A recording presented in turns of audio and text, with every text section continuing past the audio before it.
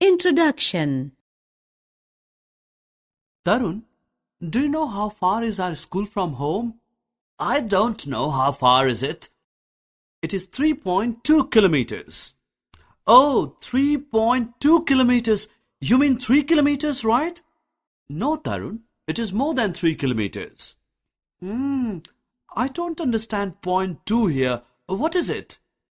Well, 3.2 lies between 3 and 4. And we call the number after the point as a decimal number. Basically, it is a part of a whole number. Children, in this lesson we will learn about decimals. Come along to know. Objectives. At the end of this lesson, you will be able to explain the concept of decimals, discuss the importance of using decimals in everyday life, define repeating decimals and terminating decimals, identify irrational numbers.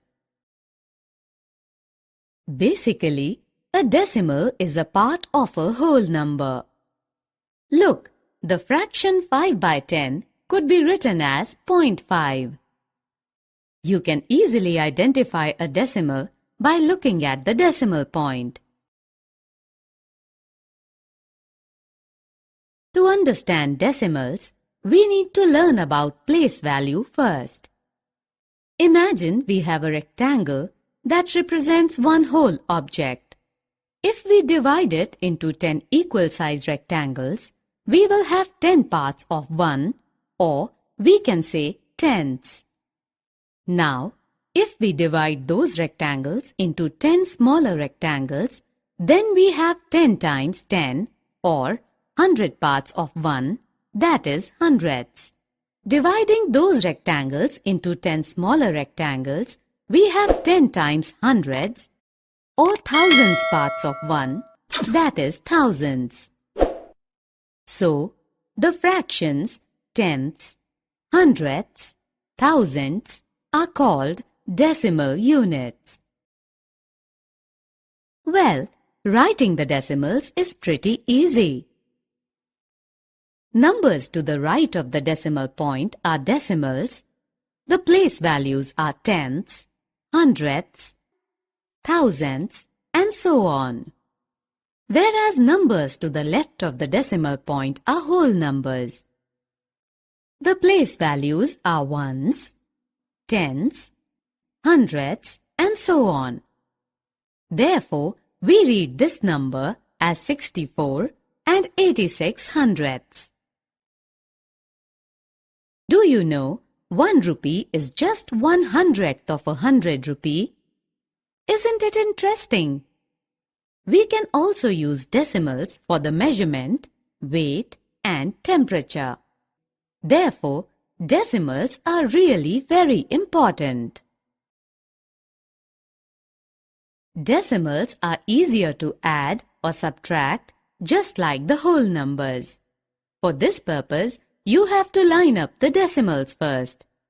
See, it's easy. Also, decimal numbers are easier to compare. Just by adding zeros at the end of the shorter number to make the numbers of same length. And you can tell right away which number is bigger.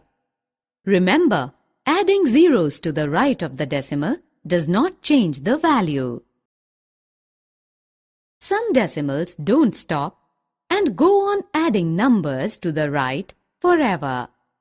Look at the decimal numbers of the fraction 1 by 3. What did you notice? It starts with 0.33333 and just keeps on going on and on.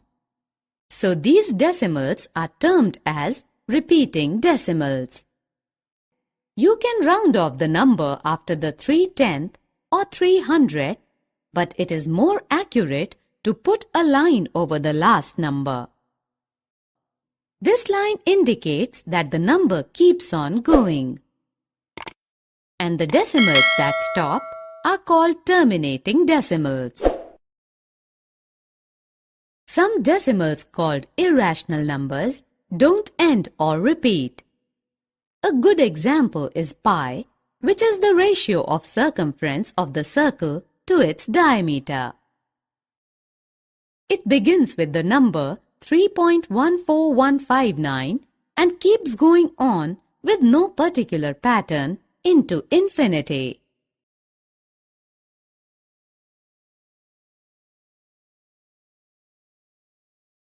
Summary. Let us summarize what we have learned. A decimal is a part of a whole number.